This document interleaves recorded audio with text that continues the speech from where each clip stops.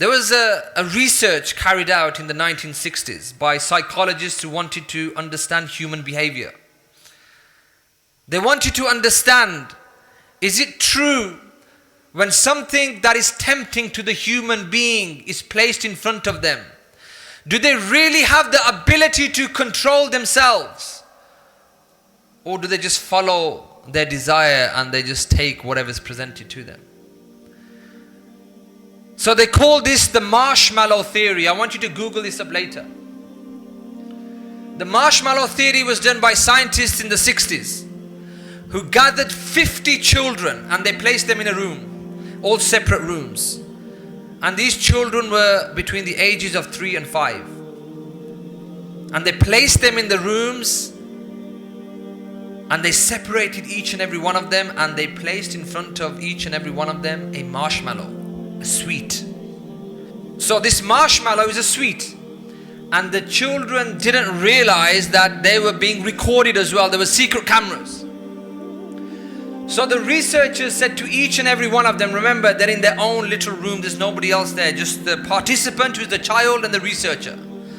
And the researcher says, this marshmallow is yours, you can have it, you can eat it, it's yours. I'm just going to go to the office for 5 or 10 minutes to get something, and if I come back and I see that the marshmallow is still there, I will give you 2 marshmallows. A concept which is called deferred gratification, that if you leave off something for a greater goal later, greater reward later, this is called deferred gratification. That if you don't have this marshmallow, it's yours anyway. It's yours, by all means you can have it now, but if you choose not to, if you can control yourself, then you will get 2 marshmallows. The first group, which made up about 60 or 70%, before the researcher could even leave the room, they picked up the marshmallow and they gobbled it up. They couldn't resist. The temptation was too overwhelming. They couldn't control their desire, even though they knew that they would get 2 marshmallows in 5 or 10 minutes, but they couldn't control. The second group, who made up just over 20%, they waited for the researcher to go and they tried to be clever. They didn't realize there were secret hidden cameras. Some of them picked up the marshmallow and they began to lick the marshmallow. Some of them took the sides of the marshmallow and they began to eat it and they put it back. When the researcher came back, have you touched it? No, it's still there. I haven't touched it. No. Give me 2. That was the second group who thought they were clever. The third group, the ones who had this thing that we call istiqamah, resilience, strong willpower, they only made up 8 or 10%, but look what they did. One part of this 8 or 10%, whether it was 5 or 10 of them, what did they do? They picked up the marshmallow and they placed it away from their eyesight. They didn't want to look at this because they knew it was too tempting, too appealing. So they chose to pick it up and put it away. And they focused and they concentrated because they knew they would be rewarded with 2. The other part of this group also chose not to even touch the marshmallow. What did they do? They just turned their faces away. They turned their faces away for 10 minutes, not looking at the marshmallow because they knew if they look, the desires would kick in, the internal dialogue, the internal discourse, go and eat it, what's going to happen, who's going to see?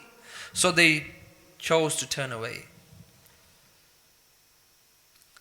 Now the researchers followed these participants for 40 years. The first group, the ones who couldn't resist, who followed their impulses, they couldn't resist, picked up the marshmallow and they ate it because they followed their desires. They found that they did really bad at school.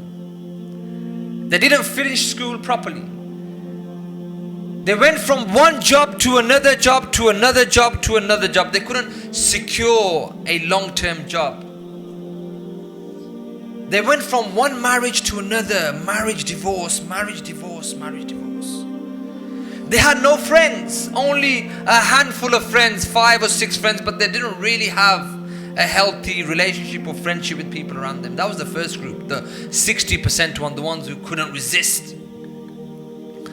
The second group, the ones who tried to be sly and intelligent, they found that this group did well initially at the beginning in life. They did well in their exams somehow. They did well in business somehow. They had a few houses and a few cars. But then towards the end of their life, they found that they lost everything. Maybe it was that gambling nature, nobody's looking, have a nibble, that was inherent inside them. That gambling nature, when they took the marshmallow and they ate it, and when he came back, I haven't done anything. Maybe they took that through into their adult life and they cheated in their exams, or they did some scams when they were doing business, etc. Acquired a lot of wealth, but then one day they got caught out and they lost everything. The successful group was the one who picked up the marshmallow and they didn't want to look at it, or they turned their faces away. Those who had istiqamah, willpower, resilience, who didn't want to follow their temptation and desires, they were the successful ones who did well with their careers and jobs, had money, wealth, family, all these things. So what they concluded is that each and every one of you sitting here has the ability to control yourself, to be a person who goes for the desires that we see on a daily basis and says, I can't help myself, and then you find yourself destroyed. Or you can be the person who believes truly in the promise of Allah subhanahu wa ta'ala. This is also deferred gratification. Allah subhanahu wa ta'ala is saying, Ya qawmi innama hadhihi al-hayatu ad-dunya mata' wa inna al-akhirata hiya darul qarar. Oh my people, this dunya is a delusion, temporary enjoyment. Don't get preoccupied with this. Don't fall head over heels. Jannah is the place to be. Deferred gratification, that don't follow your desires. Be strong for these 10 minutes like those children were. And then you will see that which no eye has seen, no ear has heard, no heart or mind can comprehend eternally. This is what your Lord is saying. So I pray Allah subhanahu wa ta'ala enables us to understand that we have choices that we make in life.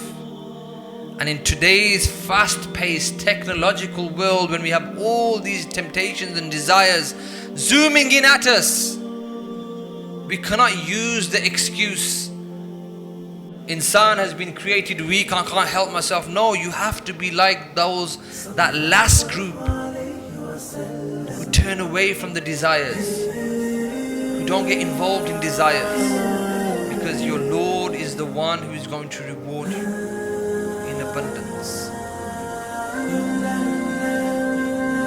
Allahu Rabbi wal Islam dini ومحمدا رسول الله ويقيني أدنو إليه ساجدا بجبيني اقبل صلاتي وللصواب اهديني يا ربي يا من هو مرشدي أيقنت أن إليك مرادي وموعدي فعشقت كل حروف كتابك